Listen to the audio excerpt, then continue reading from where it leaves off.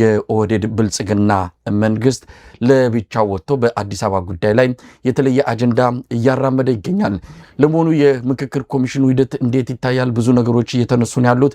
ዶክተር ዮናስ ብሩ የኢኮኖሚና የፖለቲካ ተንታኝ በጉዳዩ ላይ ያላቸውን አስተያየት እንዲያካፍሉን ዛሬ እንግዳ አድርገናቸዋል። አብራችሁ በቆየት ዝግጅቱን እንድትከታተሉ ግብዣችን ነው። መልካም ጊዜ።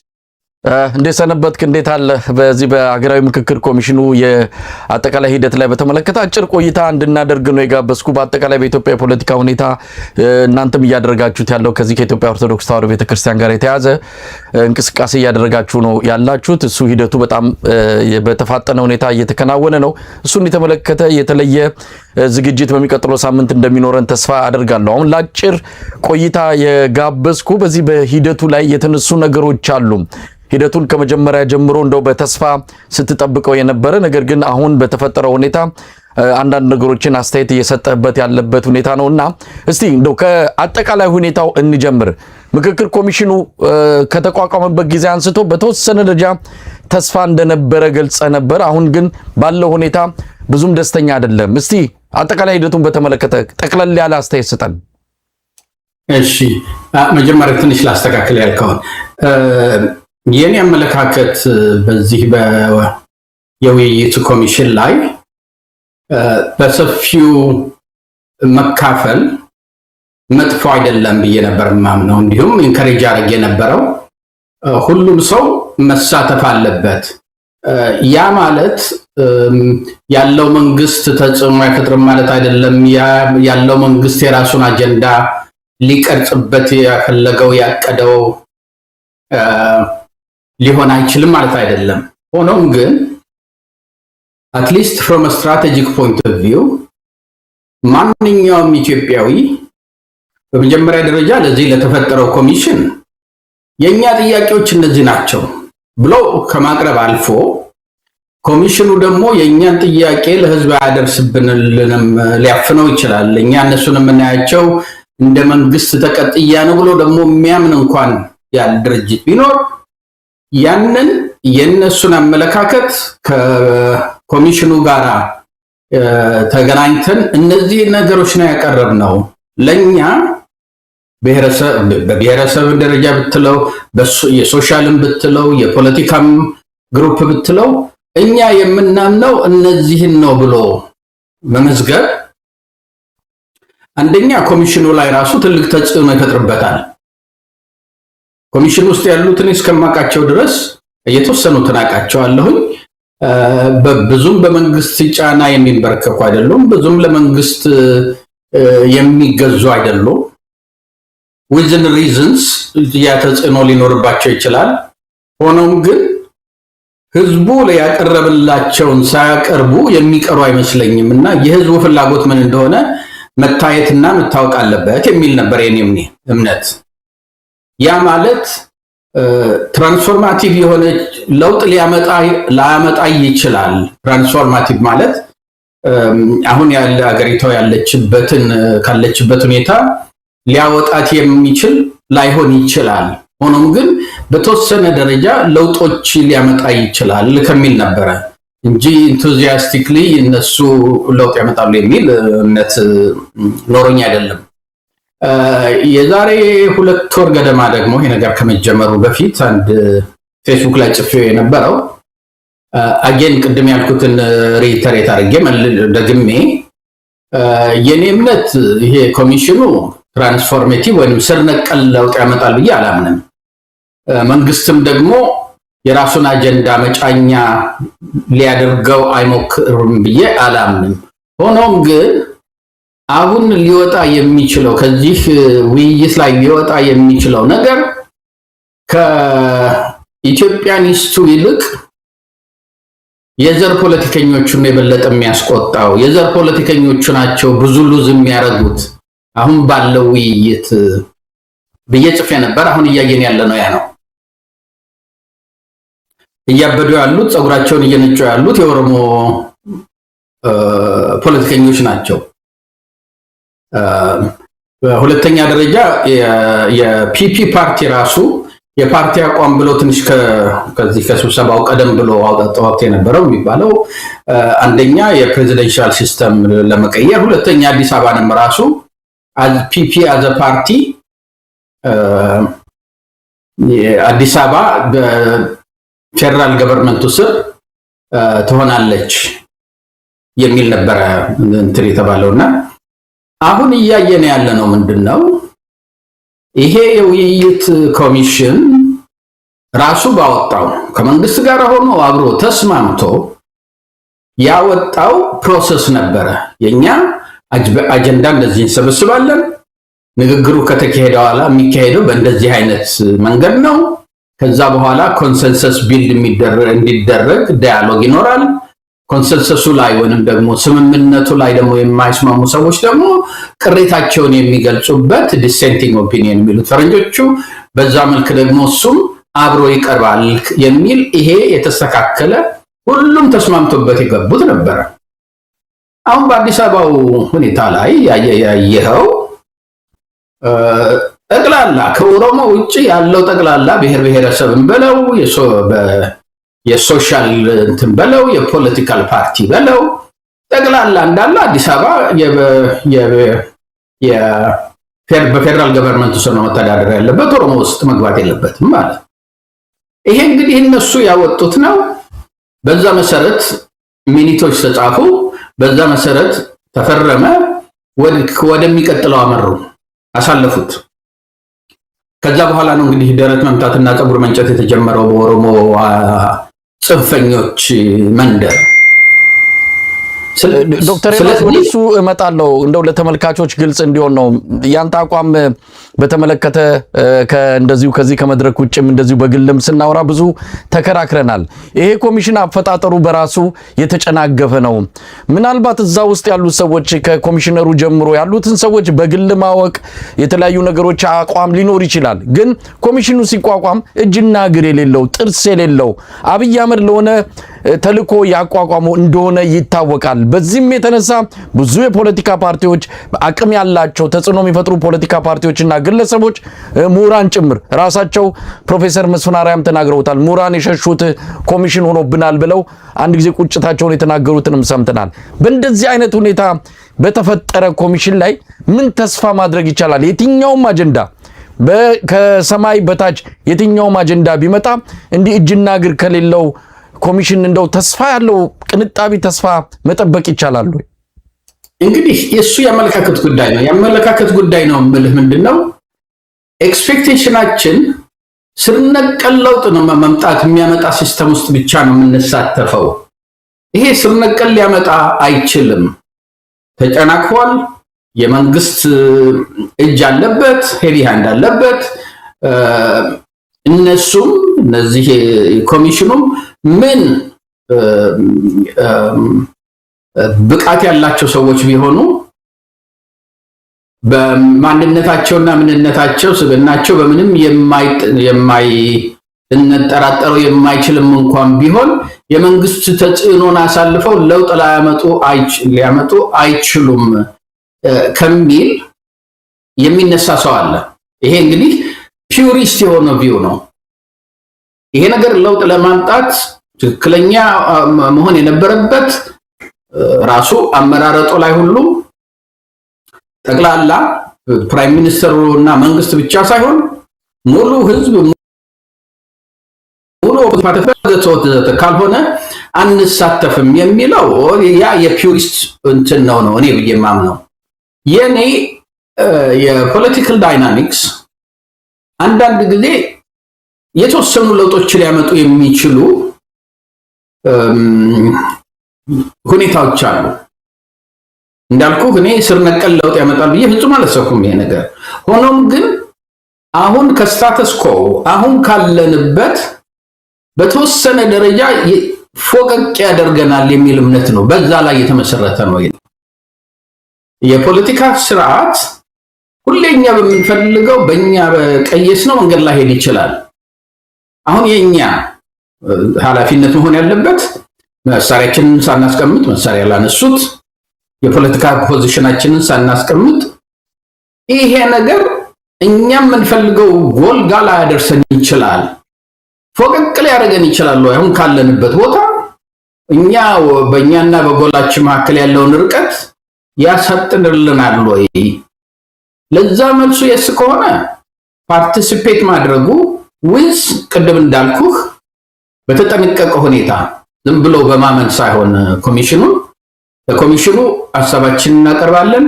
ጥያቄያችን ይሄ ነው፣ ሬኮሜንዴሽናችን ይሄ ነው። ይሄንን በፊት ለፊት አቅርበንላቸዋል፣ በጽሁፍም አቅርበንላቸዋል። የኢትዮጵያ ሕዝብ ሆይ ለነሱ ያቀረብነው ጽሁፍ የኛ ሕዝብ የሚፈልገው እኛ የምንወክለው አካል የሚደግፈው ይሄ ነው ብለህ ደግሞ ለሕዝቡ ታሰራጨዋለህ። ያ የሚፈጥረው ተጽዕኖ አለ። ስለዚህ በእኔና ባንተ መካከል ያለው የፍልስፍና ልዩነት ሳይሆን የአመለካከት ልዩነት ነው። ፍልስፍና ልዩነት ነው። ዶክተር ዮናስ ምናልባት ከምክክር በፊት ድርድር ይቅደም። ምክክር እኮ ለማድረግ የሆነ ጥይት መጮህ የለበትም። አንድ ሰው ሐሳቡን ለማቅረብ ሰላማዊ የሆነ በብዙ ሀገራት ልምዶችም የታየ ነው።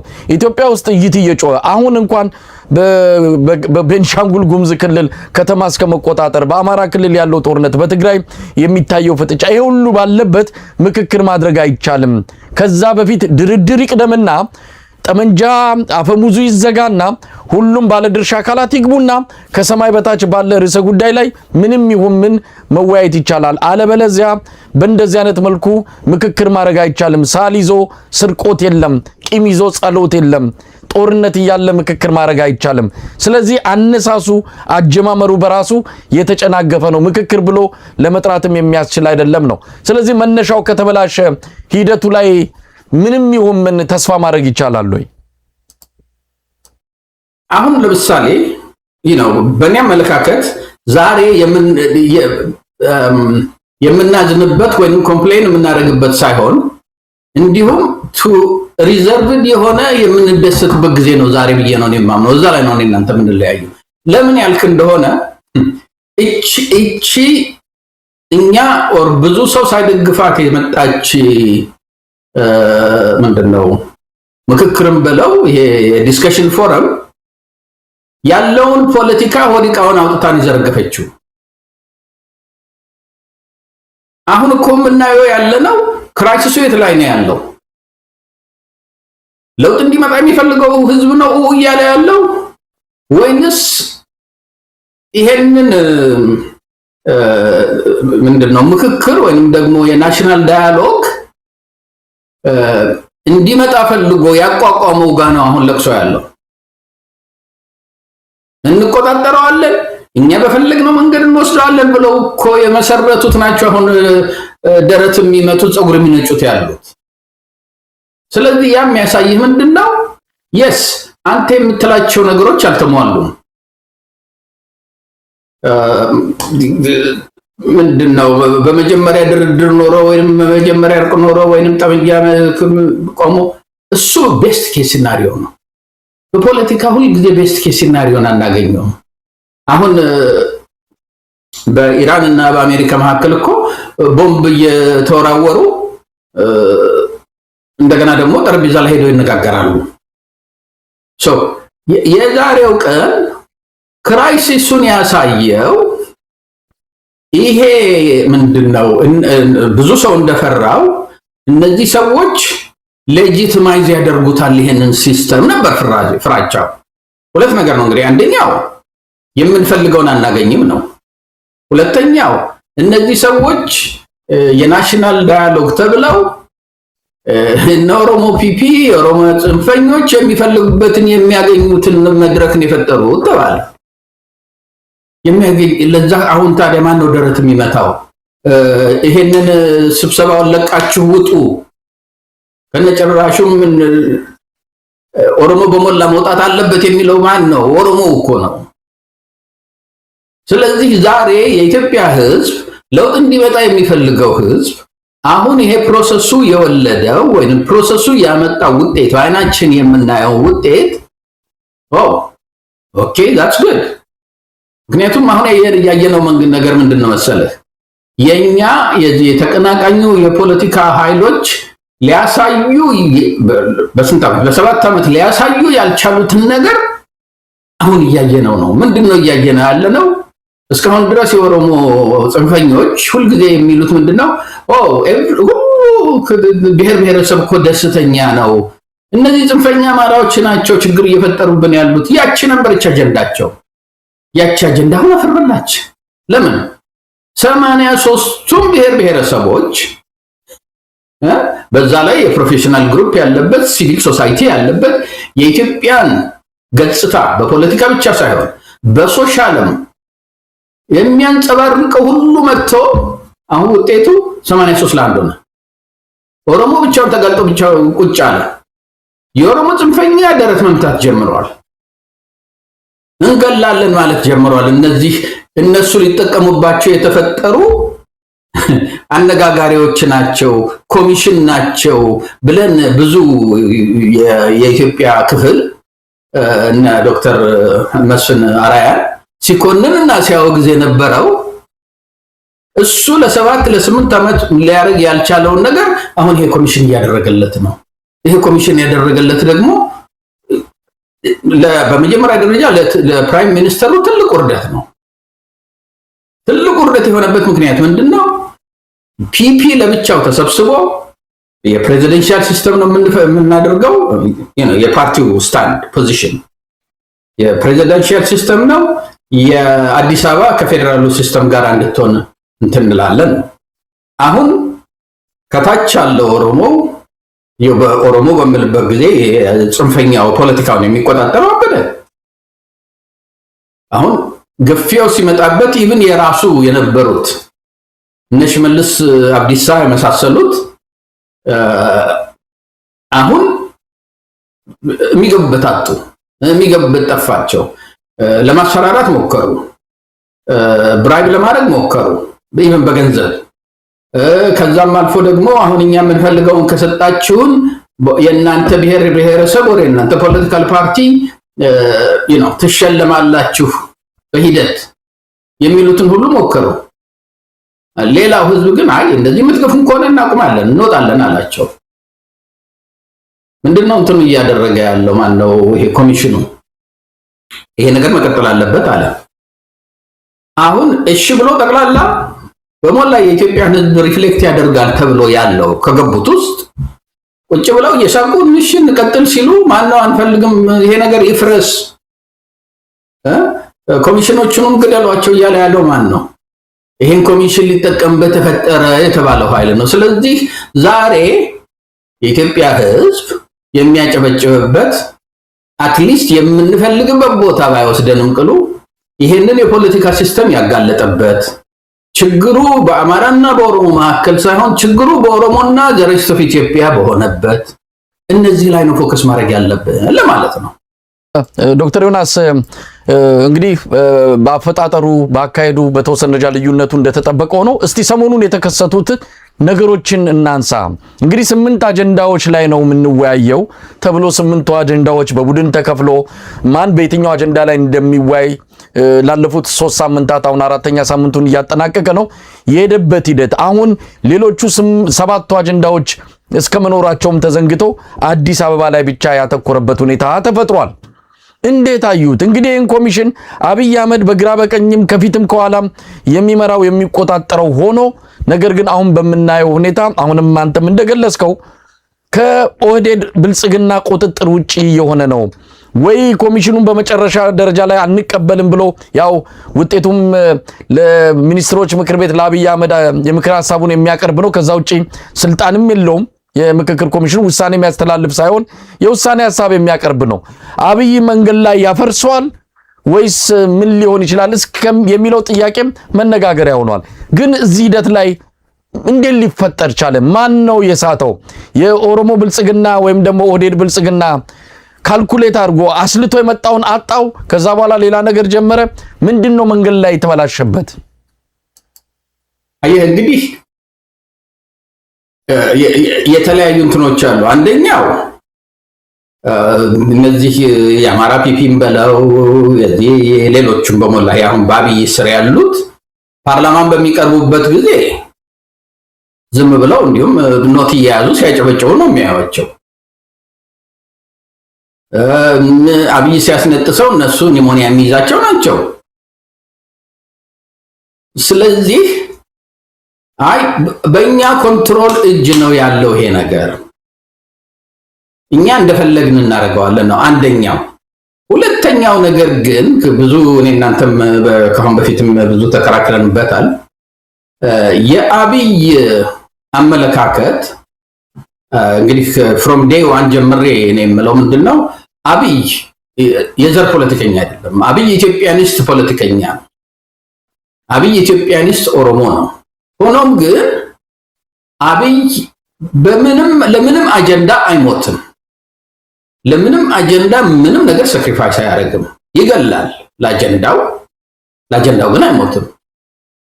ኢትዮጵያኒስት የሚለው አጀንዳ የኦሮሞ እንትን በሚጠነክርበት ጊዜ የኦሮሞውን አስፈጻሚ መስሎ ይቀርባል። ይሄ ኢትዮጵያኒስት የሚለው ግን ኤክስፓየር አላረገበትም። ያኔ 2 ዓመት ወደ ስልጣን ከመጣ 2 ዓመት ተጠቀመበት በደንብ። አሁን ግን የሚያምነው ስለሌለ ወደ ጎሬውና ወደ መንደሩ ሰፈሩ ጎጡ ገብቷልና አሁን በኢትዮጵያኒስት አጀንዳ እተርፋለሁ ወይም ደግሞ በዛ እጫወታለሁ ፖለቲካዊ ጫወታ ብሎ ያምናል አብይ? ኖ አብይ was never and is not የዘር ፖለቲከኛ አይደለም። የኦሮሞ የዘር ፖለቲከኛ በምትለው ጊዜ ኦሮሞ ላይ ፎከስ የሚያደርግ ራሱን ችሎ ኢትዮጵያዊነትን ለኮንቪኒየንስ ብቻ የሚቀበል ሲፈልገው ሳይፈልገው ዲስካርድ የሚያደርግ ነው። አብይ በጣም ትልቅ ኢጎ ያለው ሰው ነው። እንኳን እሱ ኦሮሞ ይቅርና ኢትዮጵያ ጠባዋለች። ስለዚህ ራሱን እዚች አንድ መንደር ውስጥ የሚከት ሰው አይደለም። ሆኖም ግን አብይ ከማንኛውም የበለጠ ስልጣን ነው የሚወደው። የሚሞተው ለስልጣን ነው። ለምንም አይነት የፖለቲካል አጀንዳ አይሞትም። ኢትዮጵያዊ ሆኖ ለኢትዮጵያዊነት በሚለው ኢትዮጵያኒስት ኦሮሞ ሆኖ ለዛም አይሞትም። የኦሮሞማ ፖለቲካ ደግሞ አራምዶ ለዛም አይሞትም። አክቹአሊ ኦሮሞማ የሚባለው ነገር አይተህ እንደሆነ ከመጣበት ጊዜ ጀምሮ እስካሁን ድረስ የኦሮሞማ ሃይ ፕሪስትስ እነዚህ ምንድነው አንጋሽ ምናምን የሚባሉት ከነጭራሹም አይወዱትም። እስካሁን ድረስ የሚጽፉት ላይ የሚያደርጉት ላይ ኦሮሞ እንዲሁም በሱ ጊዜ ነው ብዙ የተጎዳው ነው የሚሉት። ይሄ ነገር እንዴት እዚህ ሊደርስ ቻለ ያልክ እንደሆነ ኦፍ ኮርስ አንደኛ አብይ ምን ያህል የኦሮሞን ፖለቲካ ኮንትሮል አድርጋለሁ ብሎ የሚያምንበት ደረጃ ነበረው። ስለዚህ የሱ ፓርቲ የፕሬዚደንሻል ሲስተም ምን መርጠው ብሎ ካወጣ የሱ ፓርቲ የኦሮሞ ማንነች አዲስ አበባ የኦሮሞ የፌደራል ገቨርንመንት ትሆናለች ብሎ ካለ በሱ ስር ያለው የኦሮሞ ኃይል በዛው ውስጥ ይገባል። እኔ በአንድ በኩል ኦሮሞንም ስለምቆጣጠር በሁለተኛ በኩል ደግሞ የዚህ የኢትዮጵያኒስቱንም የፓወር ላይ ያሉትን ኮአሊሽን የአማራውን የሶማሌውን የምናምን እነሱም በኔ ስር ስለሆኑ somehow የኢትዮጵያኒስቱን halfway ሊያስደስት የሚችል አጀንዳ ድረስ አብይ ለመሄድ ፈቃደኛ ነበር የሚል እምነት ነው ያለኝ። አሁን ይሄ ነገር ሲመጣ የኦሮሞቹ ሪአክሽን በተለይ የፖለቲካል ኦሮሞ ማለት ነው እነ ጀዋር ትንሽ ትዝ ይልህ እንደሆነ ተለውጭ የመጣው በሚልበት ጊዜ አንተም ጋር ቀርቤ እንትን ብያለሁኝ። ተለውጦ መምጣቱን ኢን ፕሪንሲፕል አንጠላውም። ሆኖም ግን እነዚህ ነገሮች ወጥቶ በግልጽ እስካልተናገረ ድረስ ለመጽሐፍ መሸጫ ሳይሆን አይቀርም የሚል ሁሉ ጽፌያለሁኝ። ተለውጫለሁ፣ የዘር ፖለቲካ ያጠፋናል፣ መቀየር አለበት፣ ኮንስቲቱሽን መቀየር አለበት ብሎ ያለ ሲል የነበረ ሰውዬ ዛሬ ተመልሶ 5 አጀንዳ ነበረው አማራ ኦሮሞ 4ቱን አግኝቷል፣ 5ኛው አዲስ አበባ ነው የሚልበት ደረጃ ላይ ገብቷል።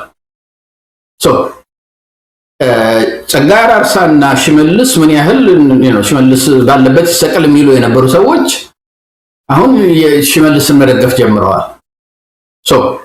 አሁን ይህችን ዳይናሚክሱን የተመለከትከው እንደው ምንድነው የቺ የአዲስ አበባ ጉዳይ ከኦላ ጀምረህ እስከ ጀዋር ቢኮዝ ጀዋርና ኦላ እንዳልነበሩ ጸጋራርሳና የኦላ ጃልማሮ አንድ ሰሞን በየቀኑ እየመጡ ይሰዳደቡ ወንጃጀሉ ነበር። አሁን እነዚህ ሁሉ የጽንፈኛ ኦሮሞ ትንሽ ይለያየ ነበር ሁሉ ወደ አንድ መጣ። ወደ አንድ ሲመጣ ለናብይም ይሁን አንደኛ ለነዚህ ለጽንፈኛው ኦሮሞ ማስል ሰጠው። አሁን እያየነው ያለነው እሱ ነው። ሆኖም ግን ኢትዮጵያኒስቱ ኃይል አሁን ይሄ ዳያሎግ የስብስብ ኮሚሽኑን ያብይ ነው ምንም ጥቅም የለው ምናምን የሚል ሳይሆን አፍተር ኦል ይሄው አሁን እንደምናየው ከሆነ እያበዱ ያሉት እንጠቀምበታለን ብለው የፈጠሩት ነው። እኔ አንዳንድ ሰው ባክፋየር አደረገ ነው የሚለው። በእኔ አመለካከት ግን ዳይናሚክሱ ሌላ መንገድ አልነበረውም፣ ወደዚህ ነበር የሚመጣው። ለዛም ነው የዛሬ 2 ወር 3 ወር ገደማ ላይ ከኢትዮጵያኒስቱ ይልቅ በዚህ ነገር ሞር ሉዝ የሚያደርገውና በጣም ብዙ የሚበሳጨውና የሚያብደው የአክራሪው የዘር ፖለቲከኛ ነው ያልኩት የመጣው ለዛ ነው የምልህ። ዶክተር ዮናስ እንግዲህ ያበደው የጽንፈኛው አካል የሚሆን በዚህ አጋጣሚ ነጥብ ያስቆጠረው የኢትዮጵያ የሚባለው ስብስብም ሁለቱም ከዚህ ምክክር ኮሚሽን መጨረሻ ፍጻሜ በኋላ ምን ይመጣል እንደተባለው የውሳኔ ሐሳብ የሚያቀርብ እንጂ ውሳኔ ሰጪ ባለመሆኑ አብይ ሁኔታውን አይቶ የአየር ሁኔታውን አገናዝቦ ምናልባትም እንደምንሰማውም እንደምናየው ከሆነ የማይጠቅመውና ነገሮችን የሚያበላሽበት ከሆነ ሁሉ ነገር ሊተወው ይችላል። የምናውቀው ነገር የለም። ሆነም ቀረም ጊዜያዊ በሆነ መልኩ እንደው ለመለካት የልብ ትርታ ለማዳመጥ ህዝቡ ወዴት ነው የሚያመዝነው ማን ከማን ጋር ነው የተሰለፈው የሚለውን ለመለየት የተወሰነ ጥቅም ሊኖረው ይችላል ይሄ ሂደት። ግን እንደው ዶክተር ዮናስ ለምንድን ነው የኦሮሞ ብልጽግና የኦሮሞ ጽንፈኛው ኃይል ከአዲስ አበባ ጋር ፍቅር ላይ የወደቀው? አዲስ አበባን በማግኘት ምን የሚገኝ ፖለቲካ እና የኢኮኖሚ ትርፍ አለ? በእርግጥ ዝም ብሎ ከባዶ ተነስቶ አይደለም እንዲህ አይነት ከፍተኛ የሆነ ማዕበል የፈጠሩት። ግን እንደው ምንድነው እንደው በእነሱ ጫማ ውስጥ ሆኖ ማየት ይቻላል። ለምንድን ነው በአዲስ አበባ ፍቅር እንዴት ተነደፉት? አይ ቲንክ ትንሽ ሰፋ እናድርገው ጥያቄውን። ምክንያቱም የኦሮሞ የፖለቲካ የጽንፈኛ ኦሮሞ ፖለቲካ በአዲስ አበባ ላይ ብቻ የተመሰረተ አይደለም። ኬንያ የሚባለው ነገር አዲስ አበባ ሪሊ እንትኑ ምንድነው ፕራይዙ ትልቅ ነው። አዲስ አበባን ካሸነፍክ ትልቅ ነው መጣበታለሁ። እሱን በኢኮኖሚም በሶሻልም በፖለቲካም በብዙ ነገር መጣልበታለሁ። እሱን የዘር ፖለቲካ በተለይ ኦሮሞ ውስጥ የምናየው የዘር ፖለቲካ ሪሊ የአእምሮ በሽተኝነት ነው። ይህንን አብራራለሁ ምን ማለት እንደሆነ። የዘር ፖለቲካ ለ21ኛው ክፍለ ዘመን አይመጥንም። ሊትራሊ ከዛም አልፎ የአእምሮና የሶሻል ቀውስን የፈጠረው የኦሮሞ ኢንተሌክቹዋል ክላስ ላይ ለምን ያልክ እንደሆነ እንምጣ። የአዲስ አበባ ኢሹ በሚለው ላይ እነዚህ ጽንፈኛ የሚባሉ የሚጽፏቸው ጽሁፎችን በሞላ ንብ እነ መሐመድ ሐሰን ሌሎችም የኦሮሞ ሂስቶሪያን እንደገና ደግሞ የኦሮሞ ሂስቶሪያን የኛ ብለው የኮት የሚያደርጓቸው የውጭ ጸሐፊዎችን የሌላው ተው የኢትዮጵያኒስት ሂስቶሪያን ነባሩ ዘውዴ ነው በጣም ስመገናና የሆኑ ጸሐፊዎች የተከበሩ ሂስቶሪያን ግን ኢትዮጵያኒስቶች ናቸው የሚለው አናውቃቸው ከኢኩዌሽን ውስጥ የኦሮሞ ሂስቶሪያንና እነዚህ የኦሮሞ ሂስቶሪያን ይጠቅሙናል ብለው ኮት እያደረጉ የሚጠቀሙባቸውን የውጭ ጸሐፊዎችን እንውሰድ። እነዚህን ይጠቀሙብናል ብለው የሚጽፏቸው ማለት ምን ማለት ነው? ለምሳሌ ብዙ የውጭ ጸሐፊዎች አሉ። ያ አንዱ ለምሳሌ 10 ቻፕተር ይኖረዋል። ከ10 ቻፕተር ውስጥ አንደኛው ቻፕተር የሚኒሊክ ወረራ ይሆናል። እዛ ላይ የሚኒሊክ ወረራ እንደዚህ ነበረ፣ ጨፍጫፊ ነበረ፣ እንደዚህ ነበረ፣ ባሪያ ፈንጋይ ነበረ ምናምን የሚል የተጻፈበታል። ኦፍ ኮርስ ይሄንን እነ ባህሩም ይጽፉታል። የባሪያ ፍንገላ ጊዜ የነበረ ጊዜው ጭፍጨፋ የነበረበት ነው። ምክንያቱም በፎርስ ነው ሀገር የምትገነባው ኤክስፓንድ የምታደርገው። ይሄ የኢትዮጵያ ብቻ ሳይሆን በዓለም ውስጥ ሁሉ የተደረገ ነገር ነው። አሁን የኦሮሞ ሂስቶሪያን ምን ያደርጋሉ? እችን ብቻ ቻፕተር 10 ላይ ከሆነች ወይ ቻፕተር 8 ላይ ከሆነች ይወስዱና ይሄውና ኦሮሞ እንደዚህ ያደረገው እንደዚህ ነው እንደዚህ ነው እንደዚህ ነው ብለው ይጽፉታል። ፔጅ 6 እና 5 ላይ ግን ያው እነሱ የሚያሞግሱት ጸሐፊ በ15ኛ እና በ16ኛ ክፍለ ዘመን ነው ኦሮሞ የተስፋፋው። ኦሮሞ የሚባለው የራሱ መሬት ጠባብ ትንሽ መሬት ነበረች። ከዛ ነው በጣም ጭከና የተሞላበት እንኳን በ20 እና በ21ኛው ክፍለ ዘመን የሞራል ሚዛን ይቅርና በ15ኛ እና በ16ኛው ክፍለ ዘመን እንኳን ባለው ጭካኔ ታይቶ የማይታወቅ ጭካኔ እያደረጉ ጭፍጨፋ እያደረጉ ነው የተስፋፉት፣ ወደ ላይ የወጡት። አሁን ወሎ ውስጥ የገባህ እንደ ወረ ይመኑ ወረ ኢሉ ምናምን የሚባሉ አሉ። እነዚህ ሁሉ ተወሮ የተገኙ ናቸው። ድሮ ቤት አማራ ግኝ ምናምን የሚባሉ የኦሮሞ ርስት የነበሩ ናቸው። ግን አሸንፈው ወሰዱ። እነዛ ስሞች ስቲል እስካሁን ድረስ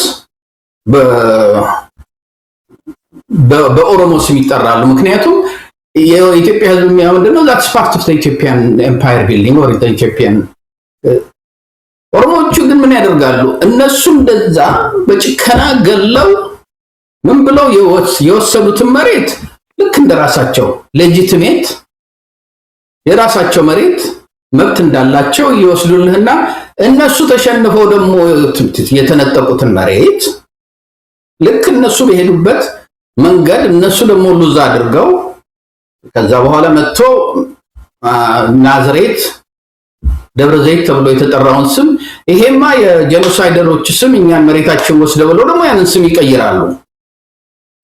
የነሱ ግን እንደዛ ከዛ በባሰ እንትና መሐመድ ሐሰን ምን ይላል?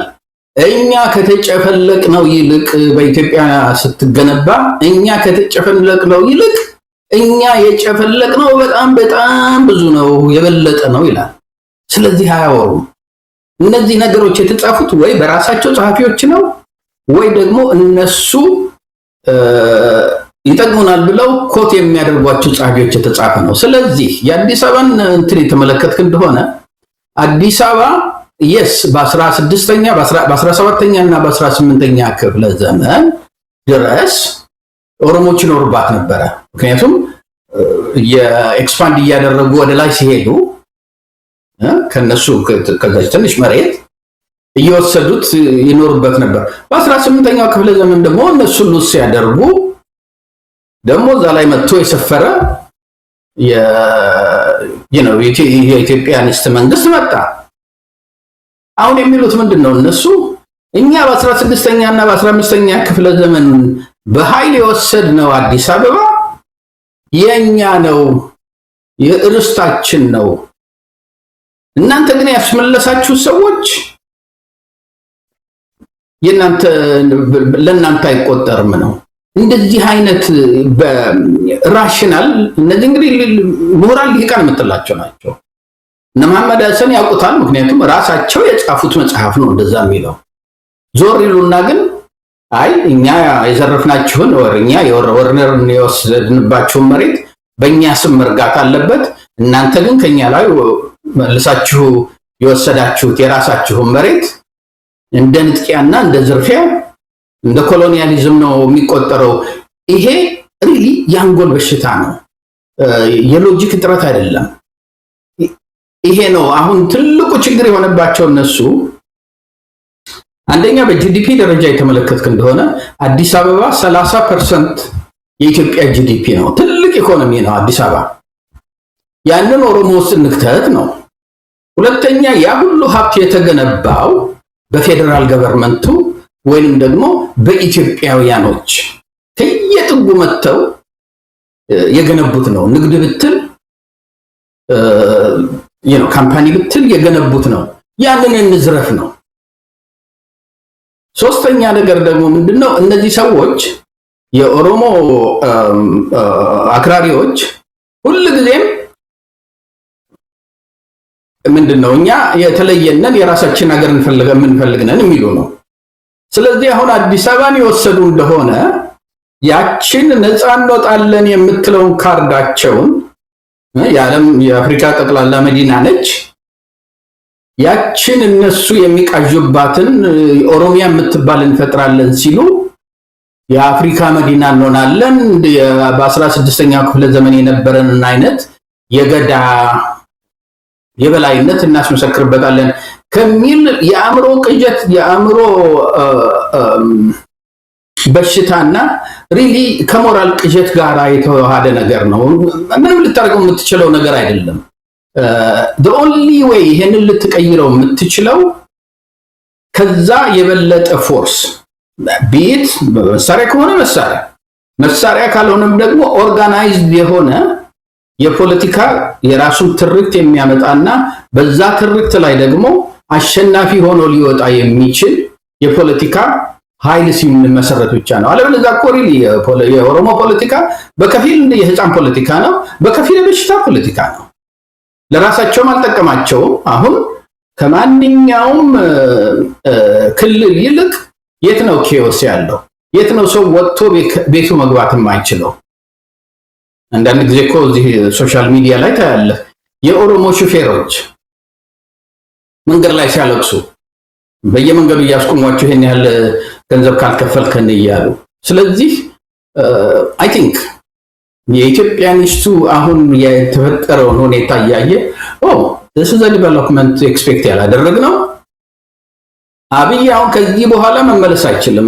እችን ሰሞን አይ ቲንክ አንዳንድ ኮሚሽኑ አካባቢ ያሉ ሰዎች ይመስሉኛል፣ ግን አንዳንድ ቦታ ላይ እንዳነበብኩት ይሄንን የአዲስ አበባን ጥያቄ በይደር እንያዘው። በፍጹም በይደር መያዝ የለበትም። ምክንያቱም መንግስት ራሱ ያቋቋመው ኮሚሽን ፕሮሰሱ ይሄ ነው። አጀንዳ የሚወጣበት ፕሮሰስ ይሄ ነው። ዲስከሽን የሚካሄድበት መንገድ ይሄ ነው። የኦርጋናይዜሽናል ሴቲንጉ ይሄ ነው። የዲስከሽን ፕሮሰሱ ይሄ ነው። ውጤቱ የሚመዘገብበት ፕሮሰስ ይሄ ነው ብለው ተስማምተው ተቀምጠው የአዲስ አበባ ሁኔታ ዲስከስ ተደርጎ ካለ ኦሮሞ በስተቀር በሞላ በስብሰባ ላይ ያለው በፌደራል ገቨርንመንቱ ስር መሆን አለበት ተብሎ ያ ተፈርሞ ለሚቀጥለው ሁለተኛ ፕሮሰስ ይሄ አሁን 250 ለሚባለው ካለፈ በኋላ እንደገና ለይደር እናድርገው ማለት ለኦሮሞ ቪቶ ራይት መስጠት ማለት ነው። 83 ሌላው ብሔረሰብና የኢትዮጵያ ሶሻል ግሩፕ የፖለቲካ ግሩፕ በሞላ ከጥግ እስከ ጥግ የወሰነበትን ጥያቄ ኦሮሞ አልወደደውም። የኦሮሞ አክራሪ ናት ኦሮሞ የኦሮሞ አክራሪ አልወደደውምና እናሳድረው ካልክ ቪቶን የሰጠኸው። ምክንያቱም ኦሬዲ የተወሰነ ያለፈ ነገር ነው። ዛሬ ይሄንን ከሰጠኸው አሁን እሱን እናሳድር ብለህ የተወሰነውን ሰርዘህለት በቪቶ ፓወሩ ማለት ነው ካሳለፍከው የሚቀጥለው ጥያቄ ደግሞ ሌሎችም ጥያቄዎች እኮ ገና አሉ። ለምሳሌ አሁን የፐብሊክ ማን ነው የናሽናል ላንጉዌጅ ኢሹ አለ ልበልህ። ለምሳሌ ያ ሲመጣ ይሄ ኮንሰንሰሱ የዚህ ስብሰባ ሁለት ሶስት ቋንቋ ማድረግ ፍጹም አይዋጣም። ያው የአማርኛ ነው እስካሁን ስንሰራበት የነበረው ብዙ የኢትዮጵያ ሕዝብ የሚያወራው ቋንቋ ነው። ስለዚህ አማርኛ ብቻ ነው ቢልህ እንደገና ደግሞ ኦሮሞ እሱም ከተወሰነ በኋላ በይደር ሊል ነው። ሌላውም እንዲሁ አንዳንድ የሚመጡ ፖለቲካዎች የፕሬዚደንሻል ሲስተም ይሁን አይሁን የሚለው የፕሬዚደንሻል ሲስተም የምትለውን እነዚህ ጎጠኞቹና ዘረኞቹ አይወዱትም። እሱም ኦሮሞ አክራሪዎች በሚፈልጉ መንገድ ካሌለ ለይደር ልትል ነው። እንደዛማ የሚሆን ከሆነ ለምን እነሱ ዝም ብለን ነጭ ወረቀት እንጻፈን እንስጣቸውና የሚፈልጉትን ተቀብለን ለህግ እናርግላቸው? ይሄ ፍጹም የኢትዮጵያ ህዝብ የአዲስ አበባ ሁኔታ ዲስከስ ተደርጓል፣ አልቋል። ወደ ላይ ነው መተላለፍ ያለበት። ከዛ በኋላ ይሄ የኮሚሽኑ አዲስ አበባ ሬኮመንድ የምናደርገው የተሰበሰበው መላ የኢትዮጵያ ህዝብ ቤዝድ ኦን ዴር ምንድነው በእነሱ ውይይት መሰረት እና ውሳኔ አዲስ አበባ የፌደራል ገቨርንመንት መሆን አለበት ብለው ለአብይ ከላኩለት በኋላ አብይ ከቀየረው that's a different story አሁንም ካለው የበለጠ ሌጂቲሜሲውን ያጣል እሱ ይሄን የፈለገው እኮ አብይ እኮ ይሄን የፈለገው ሌጂቲሜሲውን ሊገነባ ነው ይሄው እኮ የኢትዮጵያ ህዝብ በንግግር ኮሚሽን አድርጎ የሰጠኝ ማንዴት ነው ለማለት ነው ሞርዳን ከጥንፈኞቹም አሁን እየሄደ ያለው ሁኔታ አብይ ነው ሌጂቲሜሲ የሚያጣው እንደው ዶክተር ናስ እዚህ ላይ ያው የኮሚሽኑን ስልጣንና ተግባር በመጨረሻ አቅሙስ ከምንድነው የሚለው ነገር ካየነው ለአብይ አህመድ በርግጥ ይሄ ግርግር ይጠቅመዋል አይጠቅምም ግርግር ነው ከዛ ያለፈ ነገር የለም ቀደም ሲል እንዳልነው ብዙዎችም እንደሚስማሙበት ኢትዮጵያ ውስጥ ይሄ ሁሉ ቀውስ ይሄ ሁሉ ሀገራዊ መከራና ችግር ባለበት ሁኔታ ምክክር ማድረግ ትርጉም የለውም የሚሉት እንዳለ ሆኖ አሁን ቀደም ሲል አንተ ያልከው በደንብ ሊሰመርበት የሚገባው ነገር አለ የኢትዮጵያ ህዝብ ምን እንደሚፈልግ በጨረፍታ ታይቷል እንግዲህ እነዚህ የተሰበሰቡት ብልጽግናዎች ናቸው ሌላው በተወሰነ ደረጃ የገባ ሊኖር ይችላል አጋር ፓርቲ እንደ ኢዜማና አብኖች ገብተዋል አሁን እነሱም ተቃውሞ እያስነሱ ነው ያሉት የመጨረሻውን አይተው በዚህ አይነት እንትን ውስጥ አንሳተፍም አይነት ውሳኔ እየወሰኑ ነው ያሉት ስለዚህ አብይ አሁን ሪፈረንደም የሚባል ህዝበ ውሳኔ ነው ያያያለው በራሱ ፓርቲ ውስጥ አሁን የኦሮሞ ብልጽግና ብቻ ነው ይሄን አቋም ያራመደ ያለው መረጃዎች እንደሚያመለክቱት የአማራ ብልጽግና የሶማሌ ብልጽግና የሁሉም ብልጽግና በዚህ ባቡር ላይ አልተሳፈሩም ስለዚህ ብልጽግናስ እንደ ፓርቲ ይቀጥላል ወይ እንዲህ አይነት ነገር መተማመንን ያጠፋልና ለብልጽግና ትልቅ አደጋ ነው እየታያለው ይሄ እንደውም የምክክር ኮሚሽኑ ሂደት ለብልጽግና ያልታሰበ ዱብዳ ነው ይዞ የመጣበት ብሎ መደምደም ይቻል ይሆን ጽንፈኛ ኦሮሞዎቹ ክንፍ ይልቅ at the end of the day በዚህ ፕሮሰስ ሉዝ የሚያደርገው አብይ ነው አብይ ይሄንን ያደረገው እኮ ሌጂቲሜሲና ማንዴት ለማግኘት ነው የኢትዮጵያ ህዝብ ሰጥቶኛል ኦኬ ይሄ ሁሉ የተደረገው ይሄ ሁሉ ገንዘብ የወጣው ይሄ ሁሉ የኢንተርናሽናል ቦዲስ and by the way ይሄ አሁን የምትላቸው ትልልቅ መንግስቶች ኢንተርናሽናል ኦርጋናይዜሽኖች ክሎዝሊ ነው ሞኒተር የሚያደርጉት ምክንያቱም በእነሱ አይን ምናልባት ትንሽ ተስፋ ቀዳዳ ሊፈጥር ይችላል ህዝቡን ወደ አንድ ቦታ ለማምጣት የሚል እምነት ነበራቸው they don't expect transformative የሆነ ስር ነቀል ለውጥ ይመጣል ብለው አያምኑም እኔም አላምንም ነበር ግን የተወሰኑ ለውጦች ይመጣሉ ከስታተስ ኮ ሆዳቅ የሚያደርገን ነገር አለ ስለዚህ ምን ልጅ የሰጡትን ይዞ ያለቅሳል ይባላል እሷን ይዘህ ደግሞ ለሚቀጥለው መጋፋትና መሞከር ይቻላል አሁን የዚህን ውጤት ተመልከተው አንደኛ by any means የአዲስ አበባ ጥያቄ እንደገና ለይደር ተወስኖ ተዘግቶ ኤንቨሎፕ ታሽጎ አሁን እሱም መልሰው ወደ ይደር አሁን ትንሽ ባክተራክ ለማድረጊያ ለኦሮሞ ጽንፈኞቹ እንደደረቅ ጦጦ ትንሽ ማስታገሻ ማድረግ የሚፈልጉት ምንድነው በይደር እንያዘው ነው በይደር ከያስከው ፕሮሰሱን ገለዋል ፕሮሰሱ የተፈራረምክበት ፕሮሰስ ምንድነው የሚለው በእነዚህ 50 እንትኖቹ ኮንሰንሰስ ፈጥረው ኮንሰንሰሳቸውን ለሚቀጥለው ባዲ ያስተላልፋሉ ነው የሚቀጥለው ቦዲ ጋር ደርሷል ኦሬዲ ተፈርሟል አልቋል water under the bridge ኢሹ ያንን መልሰው ወደ ይደር ካሉ ለኦሮሞ ቪቶ መስጠት ማለት ነው ስፔሻሊ 51 ለ49 ማጆሪቲ ቢሆን ኖሮ 60 ለ40 ቢሆን ኖሮ ገብቷል ብለው እንደው ሜቢ እንደው ትንሽ የምታንገራግርበት ይሆናል ጠቅላላ የኢትዮጵያ ህዝብ አጌንስት ጽንፈኛ ኦሮሞ ነው እኮ ይሄ ደግሞ ሁሉ ኦሮሞ አይደለም አሁን የሚያለቅሱትንና ጸጉራቸውን የሚነጩትን ተመልከት እነ ጸጋዬ አራርሳ እነ ጀዋር መሐመድ እነዚህ ከድሮ ጀምሮ በአክራሪነታቸው የሚታወቁት ናቸው ስለዚህ ኢቭን ከኦሮሞም ውስጥ ይሄንን የማይደግፍ አለ በሰላም እንኖርበት የሚል አለ ስለዚህ አይዘር በይደር ከተደረገ እንዳልኩህ እንደፈረሰ ቁጠረው እሱን ተተህ ደግሞ ኦሮሞዎች ደግሞ አሁን ኢንከሬጅ እንደሚደረጉት እንደሚታዘዙት እንወጣለን ካሉ እንደሚያስፈራሩት እንወጣለን ብለውም ከወጡ ኢትስ አ ኮምፕሊት ቶታል ዲዛስተር ለመንግስት፣ ለኢትዮጵያ ህዝብ አይደለም፣ ለኢትዮጵያኒስት ኃይል አይደለም፣ ለመንግስት። ሶስተኛው ነገር ደግሞ አሁን ባለው ተካሂዶ የኦሮሞ አክራሪዎች ምንም ከዚህ ኮሚቴ ውስጥ የሚወጣ ነገር የሚያስደስታቸው የለም።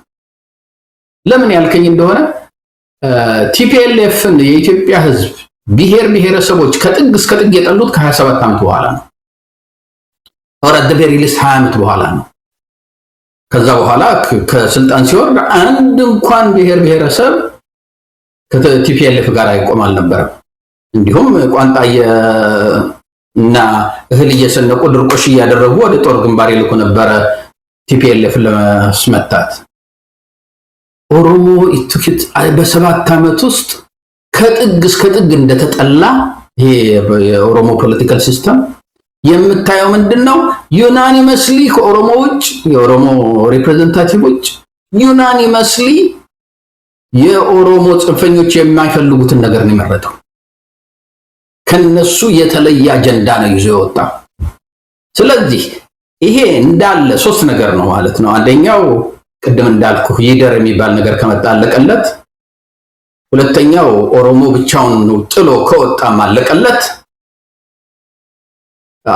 ስልክ የአብይ ራሱን ሌጂቲማይዝ ለማድረግ የኦሮሞ የፖለቲካ ክላስ ራሱን ሌጂቲማይዝ ሊያደርግበት የነበረው ነገር ሞተ።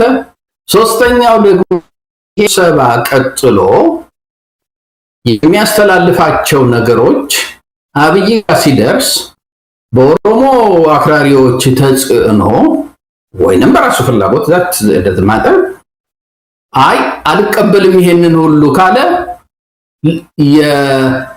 አገኘዋለሁ ብሎ እየለፋበት ያለውን ሌጂቲሜሲ ያጣል። ስለዚህ በግራም አየኸው፣ በቀኝም አየኸው፣ በመሃልም አየኸው ይሄ ኮንፈረንስ ያመጣው ነገር፣ ይሄ ናሽናል ዳያሎግ ያመጣው ነገር ጽንፈኛውን ነው ያስቆጣው። የጽንፈኛውን የፖለቲካ ካባ ነው ያስወለቀው። ለዛ ነው እኔ እንደነዚህ አይነት ነገሮች በሚመጡበት ጊዜ አብሶሉቲስት አንሁን።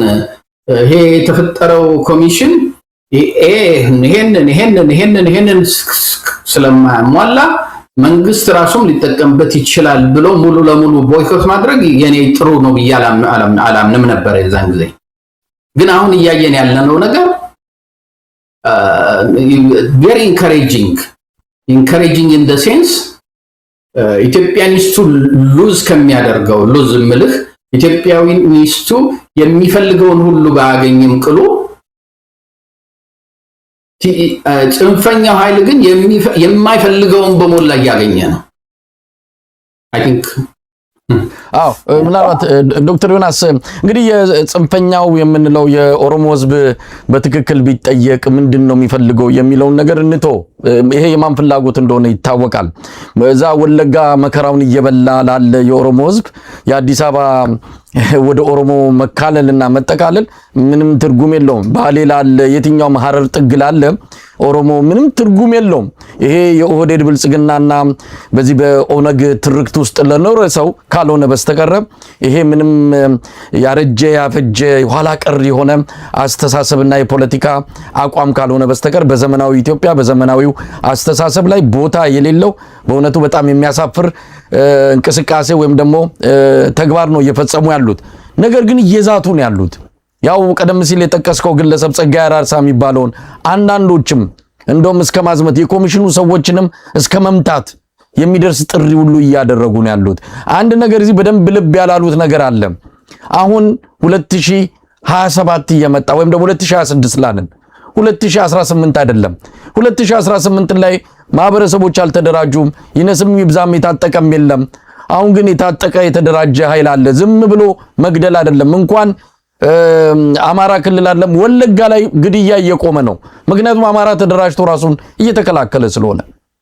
ስለዚህ ዝም ብሎ እንደ በፊቱ መፎከርና መጣን እንገላቸዋለን እንጨርሳቸዋለን የሚለው ፉከራ ከፉከራ የሚያልፍ አይደለም። ጊዜው ተቀይሯል ነው። ዘመኑን የሚዋጅ ብቻ ሳይሆን እጅግ አደገኛ አቋም ይዘው እንኳን ቢመጡ የሚያተርፉት ነገር ሌላ ኪሳራ እንጂ ምንም አይነት ትርፍ የለውም የሚል ነው። እንደው እዚህ ላይ በቀጣይ ምን ልናይ እንችላለን? እንደው ኮሚሽኑ አጠቃሎ ከመጣ በኋላ አብይ አህመድም በዚህ ኮሚሽን የሚያገኘው ነገር እንደሌለ ካወቀ በኋላ የዚህ የኮሚሽን መጨረሻ ምን ሊሆን ይችላል?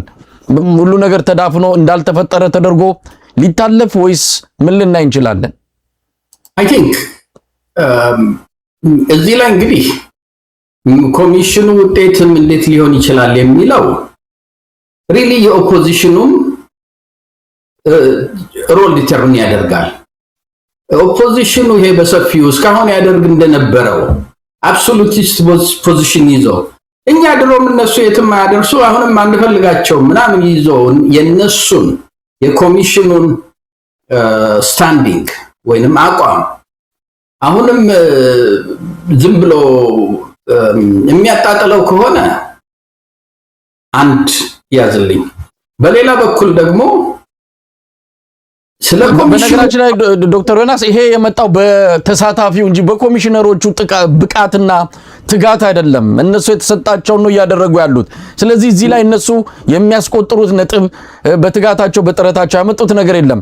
የተሳታፊው አጠቃላይ የማህበረሰቡ ቁርጠኝነት እንጂ ኮሚሽኑ በራሱ ከዚህ ላይ ዋጋ ሊወስድ የሚችል አይመስለኝም። ነው ኮሚሽኑ ራሱ ምንም የሚያደርገው ነገር የለም። ኮሚሽኑ ግን ፋሲሊቴት ያደርጋል። ኮሚሽኑ አጀንዳውን አዘጋጀ። ኮሚሽኑ ፕሮሰሱን አስቀመጠ። ያ ኮሚሽኑ የፈጠረው ፕሮሰስ ያ ኮሚሽኑ የፈጠረው አጀንዳ ነው አሁን እዚህ ላይ ውጤት እየታየ ያለው። ስለዚህ የኮሚሽኑ አሁን የተገኘ ያለው የህዝቡ ውጤት ነው። ክሬዲት ጎስ ቱ ዘ ፒፕል በፓርቲሲፓንቶቹ። ግን ደግሞ የኮሚሽኑም የሚያደርገውን አስተዋጽኦ በዚህ ላይ መናቅ አይቻልም፣ አንደርማይን ማድረግ አይቻልም። ከአጀንዳ መፍጠር ጀምሮ እንደገና ደግሞ አሁንም ጉልበት እናሳያለን ሲሉ እየወጣ ቸርማኑ ፕሬዚዳንቱ ኦፍ ዘ ኮሚሽን ይሄ የሰላማዊ ዲስከሽን ምናምን መሆን ያለበት ነው፣ እንደዚህ ሁሉም በፕሮሰሱ መተዳደር አለበት ምናምን የሚለው ሁሉ ሪሊ ራሳቸው አሁን ለምሳሌ ግደሏቸው መመታት አለባቸው የሚባለው ሁሉ የመጣው ኮሚሽኑ ነው ይሄን ሁሉ ጦስ አመጣብን ከሚል ነው የሚመጣባቸው ያለው እንጂ እነ ጸጋዬ አራርሳና ጽንፈኛው የኦሮሞ ኃይል እነሱ አይደሉም ህዝቡ ነው አላለም። ኮሚሽኑም የራሱ ክሬዲት ያስፈልገዋል አሁን ላለንበት ቦታ ላይ ለመድረሱ። ተሳታፊዎቹም እንግዲህ እኮ ተመልከት፣ ይሄ ኢትዮጵያኒስት የሚባለው አብሶሉቲስት ኃይሉ ኮሚሽኑን ብቻ አይደለም ሲል የነበረው ፓርቲሲፓንቱን ሁሉ ነበረ። ያ በእኔ አመለካከት ትክክል አልነበረም። ሙሉ ለሙሉ እጅ ሰጥቶ በቃ በዛ ነው ተስፋችን ብሎ መግባቱ ትክክል አልነበረም። ኢንደሚንታም ጋርድ ሆኖ ደግሞ እስከምን ድረስ ልንጠቀምበት እንችላለን፣ እስከምን ድረስ ኢንፍሉዌንስ ልናደርገው እንችላለን ተብሎ ደግሞ ያ በስትራቴጂ ተነድፎ ቢሆን ኖሮ ኢማጂን አሁን ያለውን ተመልከት አይተሃል። ብዙ የቀረው ያልገባው እዚህ ኮሚሽን ውስጥ ያልገባው ኃይል ገብቶ ቢሆን ኖሮስ ቬሪ ስትሮንግ ፖለቲካል ኦፒኒየን የነበረው ኃይል ነው የቀረው አይደለም። ያ ገብቶ ቢሆን ኖሮ ደግሞ አሁን ከምናየው የበለጠ ውጤት የሚያመጣ ነበር ማለት ነው። ያ ማለት ምን ማለት ነው? ጥያቄው አዲስ አበባ በፌደራል ገቨርንመንት ስር ትተዳደር ወይንም በኦሮሞ ስር ትተዳደር ብቻ የሚል መሆን የለበትም። እንዲሁም ራሱን በራሱ ያስተዳድር ለብቻው እንደ ክልል እንደ ቻርተር ሆኖ የሚለውንም አጀንዳ ሊገፉ ይችሉ ነበር። ከዛ በኋላም ደግሞ at the end ፕሮሰሱን ሰርቀው የሚፈልጉትን ቢያደርጉም ደግሞ ያ ነገር እየተመዘገበ እስከመጣ ድረስ መንግስትን በዛ ማውገዝ ይቻል ነበር። ሆኖም ግን አሁን እያየን ያለ ነው ምንድነው ይሄ ነገር ወዴት ይሄዳል ያልክ እንደሆነ አይ ቲንክ የአብይ መንግስት ያለው አማራጭ እንደምንም ብሎ ይሄ ነገር ማለቅ አለበት።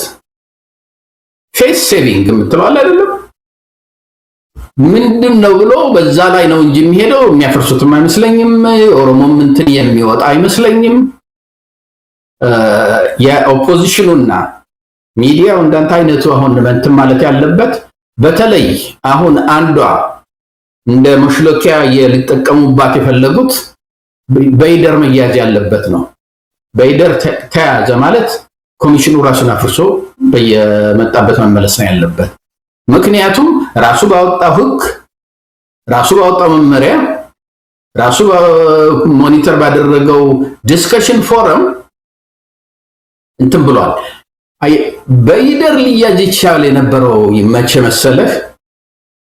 ያ ዲስከሽን እየተካሄደ ኮንሰንሰስ መፈጠር ካልተቻለ አይ እዚሁ ላይ እኛ ከምንል ወደ ሌላው ጋር እንሄድ እዚህ ላይ ውጤት ስላላገኘን ተብሎ በይደር ይሄዳል። የኢየሩሳሌም ጥያቄ ለምሳሌ በፓለስታይን እና በእስራኤል መካከል እንዳለው ግን ፕሮሰሱ ተካሂዶ ውሳኔ ተሰጥቶ ፊርማው ተፈርሞ እንግልፑ ታሽጎ ካለቀ ከሞተ በኋላ የኦሮሞ ጽንፈኞች አለቀሱና ይቀር ማለት የኦሮሞ ጽንፈኛ ከድሮ ጀምሮ ሲያለቅስ የኖረ ህዝብ ነው። የፖለቲካቸው እኮ ግሪቫንስ ፖለቲክስ ነው፣ የየየ ፖለቲክስ ነው፣ የደረድለቃ ፖለቲክስ ነው። ይቀጥሉ ያልቅሱ፣ ፕሮሰሱ ግን መቀጠል አለበት። ይሄንን ነው መገፋት ያለበት። አሁን የኛ ዲስከሽን ኮሚሽኑ ጥቅም የለውም፣ ይሄ ዲስከሽኑ ዳያሎጉ ጥቅም የለውም አይደለም። ጥቅሙንም አየን። እኛ የምንፈልገው ነው ምን ይላሉ ፈረንጆቹ the best should not be the enemy of the good የሚሉት ነገር አለ። ቤስት የሆነውን ውጤት ብቻ ስንጠብቅ ከዛ በታች ያሉት ብዙ ጥሩ ጥሩ ነገሮች ሊኖሩ ይችላሉ። እነሱንም ለቀም እናደርግ ነው አይደለም። ስለዚህ ይሄ አሁን ውጤቱ አሳይቶናል። ከኢትዮጵያን ይሶ ኃይል ይልቅ ጽንፈኛው ከሽፎበታል። ጸጉሩን እየነጨ ነው። መላጫ ላክለት እንዳለ ግን የህዝቡ ጥያቄ እንዲገፋ አድርግ። honestly speaking የኦሮሞ ፖለቲካ ሁሉ ጊዜ የለቅሶ ፖለቲካ ነው። አልቅሰው አይበቃቸውም። ይሄ ደግሞ የተወሰነ አንድ ጄኔሬሽን የፈጠረው ነው። ያ በሂደት ካልተቋጨ በስተቀር ለነሱም አልሆናቸውም፣ ለኦሮሞ አልሆነው እንኳን ለኢትዮጵያ ይቅርና። በጣም ነው የማመሰግነው። ለ30 ደቂቃ ለ40 ደቂቃ ብዬ 1 ሰዓት ያህል ወስደናል ዶክተር ዮናስ። እንግዲህ ይሄ ሐሳብ ደግሞ በሌሎች እንዴት ይታያል? ይህንንም ለውይይት እናቀርበዋለን፣ ሂደቱን እንከታተላለን።